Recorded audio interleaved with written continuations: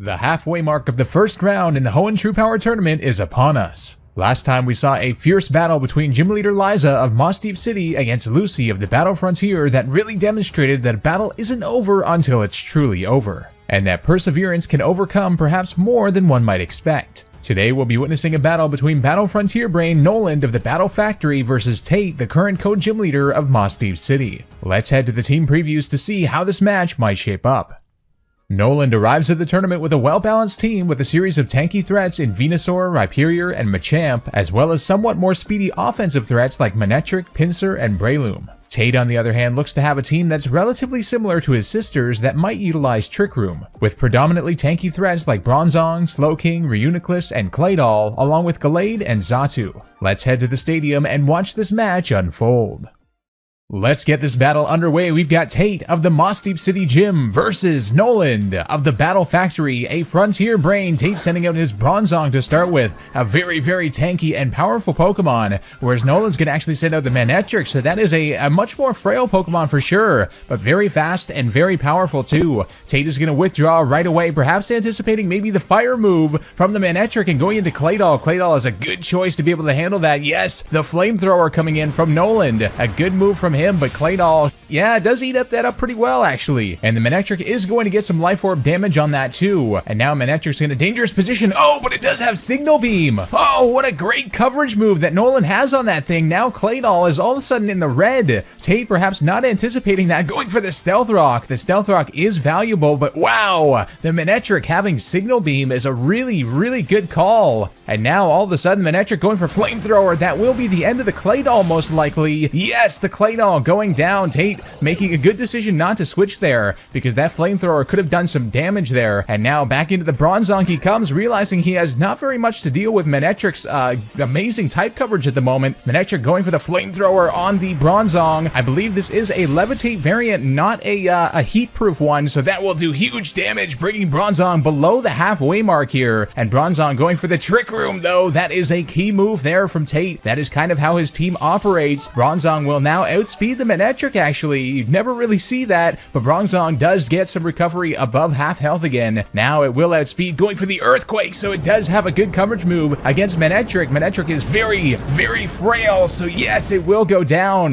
Manectric being taken down by the Earthquake, and now Tate has actually set up some momentum for himself, because he kind of purposefully makes all of his Pokemon really, really slow, so this Trick Room will benefit him immensely. And Noland sending in Machamp here. Machamp does not seem to be the best of Pokemon, but of course, it will be able to tank a physical hit most likely. Bronzong does have super effective Stab Zen Headbutt though. That should do some good damage on Machamp for sure. Oh yeah, but it doesn't get the flinch. No! The knockoff on the Bronzong. Oh, and it will take it down. Machamp has way too much power. That was a super effective move. Knockoff is a great move to have on Machamp, especially when going up against a team like Tate's. And now the Slowking coming out on the field. Now Slowking, as is in its name, is a very slow Pokemon, so it will outspeed the Machamp under Trick Room, taking it down with the Psyshock actually. So Machamp going down. Noland's team is actually pretty weak to Psychic overall, so perhaps he had no other option but to send in the Machamp against that Bronzong to take it down with the knockoff. But Slowking now will be able to get a super effective move off on the Venusaur too. Here comes the Psyshock. Will Venusaur survive though?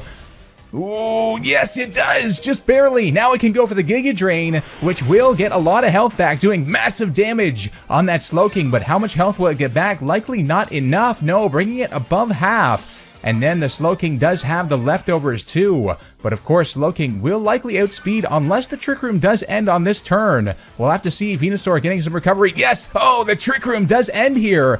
So a good call there from Noland. Tate is going to be forced to withdraw here from the Slowking. The Xatu. Now, Xatu is a really, really good counter for Venusaur. Both of its typings, actually, Flying and Psychic, are super effective against both of Venusaur's types. So Venusaur going for the Giga Drain, not able to get much recovery at all. A little chip damage there on Xatu after the leftovers. Now, will Xatu be able to switch up the momentum of the battle here? That is the question. Venusaur getting a little bit of recovery. I reckon Noland would not want to stay in. No, he is going to switch from the Venusaur, but into what is the question? The Rhyperior. Rhyperior. Now, Rhyperior could be a very good counter to Xatu. Of course, wants to avoid taking special damage, will get hurt by the Stealth Rocks a little bit. Oh, but the Xatu going for the Reflect. Whoa, so Tate perhaps anticipating that Noland would actually switch out into a physical attacker and going for the Reflect preemptively, knowing he'd switch out from the Venusaur. A great play there from Tate, and Rhyperior is getting a little bit of recovery here. It will be at full health, actually. And now Xatu going for the Psychic, perhaps trying to get some damage off here on the Rhyperior. Feeling safe under the Reflect, but not doing much. Rhyperior might have some special bulk, it seems. And whoa, Xatu getting huge damage on it from the Stone Edge, even after the Reflect. Xatu not getting enough recovery to survive another one. Perhaps a slight miscalculation here by Tate, unless he does want to switch. Let's find out. Rhyperior is very, very beastly. Here comes the Stone Edge. Oh no! That looks like, yes, it will take down the Xatu. Oh, that is dangerous for Tate. Perhaps a slight miscalculation on his part. It was very close, or perhaps hoping for the Stone Edge miss. Maybe could have gotten off something like the Trick Room, which would have been invaluable at this point in the battle. But now the Slowking coming out. Slowking will be outsped by Rhyperior, though. Rhyperior, stab Earthquake on the Slowking. Slowking is quite defensive, and it does have the benefit of the Reflect, so it will survive in the red, and can now go for the 4-time super effective Scald. Whoa! No, Rhyperior surviving! Oh, it got burned too! Rhyperior on 3 HP, and it got burned, but the leftovers will come into effect before the burn damage does, so it might survive just barely on the 3 HP mark. Let's see. Yes, it will survive on 3 HP. Are you kidding me? Now the Rhyperior will outspeed again, go for the Earthquake. Will it be able to take down the Slowking this time, though? The Reflect is very handy. No! The Slowking surviving, able to get the KO, it looks like here, with the Scald. Man, oh man, that Rhyperior was something else to take down. That is for sure. Tate trying to make short work of it, but not doing an amazing job, I must say. Slowking now getting some leftovers recovery, though. But now it looks like, yes, the Reflect will wear off. So Noland has a little bit of a momentum swing here, potentially. If he can get this Venusaur to do something special, it will outspeed the Slowking, of course. So it should be able to just get, yes, some free recovery. Tate looks like he has nothing else to switch in to a Giga Drain. And all of a sudden, Tate will be left with 2 Pokemon remaining, whereas Venusaur is just going to get some recovery from that Giga Drain, and probably, yes, it's Black Sludge too. So it's up above 3/4 now, it looks like, and in comes the Gallade. Oh, Gallade could be a problem for Venusaur, though, that is for sure. It is a very powerful Pokemon. Venusaur going for the Sludge Bomb, just trying to get as much damage off as possible, realizing this Gallade could definitely one-hit KO it no matter what,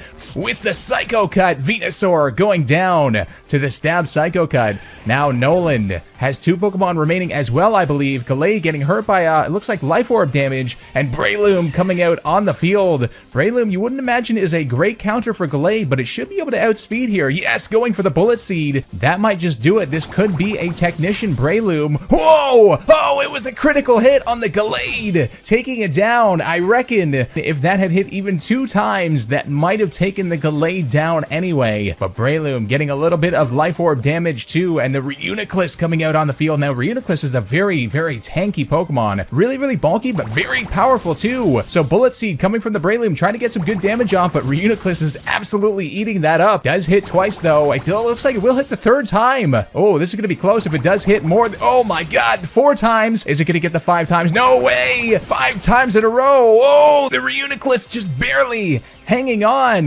Reuniclus with like 0 HP, going for the Psyshock now. As I said, Reuniclus is very powerful. That will be the end of the Breloom. And all of a sudden, we have a 1-1 battle. The problem being, Reuniclus is not under Trick Room, so the Pinsir coming out on the field. This is Noland's signature Pokemon, and it does get hurt by the Stealth Rocks a lot, though. But it should undoubtedly outspeed, especially with the Pinsirite Mega Stone. Mega Pinsir making its appearance on the field. Noland absolutely holding nothing back, realizing this battle has gotten too close for comfort, going for the Quick Attack, which will actually be Stab under the Aerialite ability. Mega Pinsir claiming the battle, and Noland winning 1-0 over Tate to make it to the next round.